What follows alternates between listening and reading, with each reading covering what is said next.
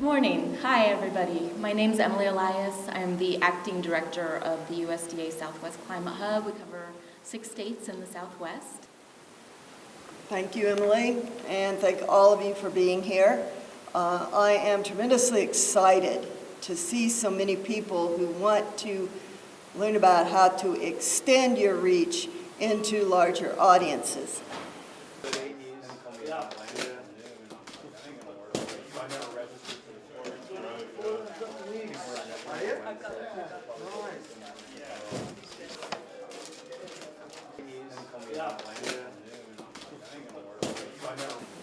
I'm in the desktop. There's 3 folders. Oh, here it is. I got it. There we go. So we're here with Noah Malich at the Western Snow Conference in Albuquerque this week. Can you tell us what the purpose of the conference is? So this is a conference that is an exchange of information between researchers and practitioners in the area of snow, in particular with regard to water supply. I want to thank the Emile, Elias, and the executive committee for inviting me to give some remarks to open this conference. I think that the principal qualifications for, as far as I can tell, for somebody to give a keynote address is that they be local and old. And so Emily found me. There are some really interesting science questions that people at this meeting are trained to address. Most of us are hydrologists and scientists. And so there's a lot of questions about how best we can describe the hydrologic cycle and make forecasts. Here in the Southwest, we have some real water stress issues. Water tends to be overallocated. We're pumping water out of the ground faster than it's being replaced, and there's a whole set of water policy questions that will increase in urgency as we have more years like this year. And so adapting the science that we've generated in a way that's useful for policymakers is also a really fascinating and interesting challenge for us. I'm not sure we're very good at it yet, but we're doing the best we can.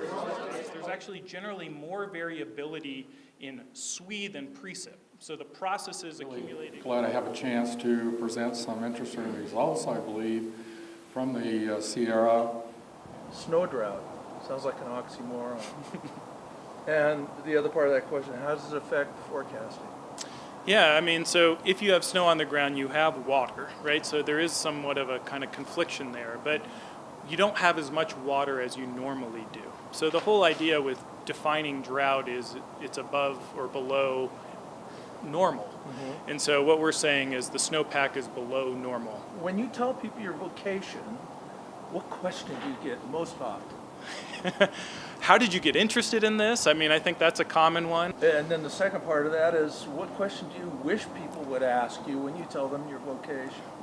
Well, I think I'd like them to engage me about how we use snow to make water resources decisions. I think the layman doesn't understand how important snow is to not only decision making, but our actual physical infrastructure. So, could you say and spell your name? You betcha I can. My name's Randy Julander. It's spelled Randyjulander. And your title? Grand High Exalted Mystic Ruler. What effect do cosmic rays have on the snowpack? So the cosmic rays are actually entering passively through the atmosphere. What happens when cosmic rays, specifically the gamma rays, hit the snow or any water form, the signal attenuates. So we're able to measure the attenuation and know the quantity of water within the snowpack. Most people ask about the research of snow is, why are we trying to measure snow? And especially the people who don't live in the snow and understand that snow is our water resource. What question would you wish they would ask you? I wish people would ask, I guess, how they could get involved. I can, at the very least. In that 30 years, is there an event that just sticks out in your mind? there's multiple events, and you just can't think of them all. But it was a really great run. It was a very enjoyable work, and the snow conference has just been sort of an extension of that, keeping your finger on the pulse and still being with your peers that you had worked with for the 30 years previous. When you told people what you did, what would they ask you most often? I used to do a lot of media surveys when I would take the media up to do the snow surveys, and they always wanted to know what this means when you do this. First, as soon as you poked your first hole in the snow, what's that mean? And so you had compare it to average, and then you had to be pretty careful. It doesn't mean a whole bunch yet because so much of the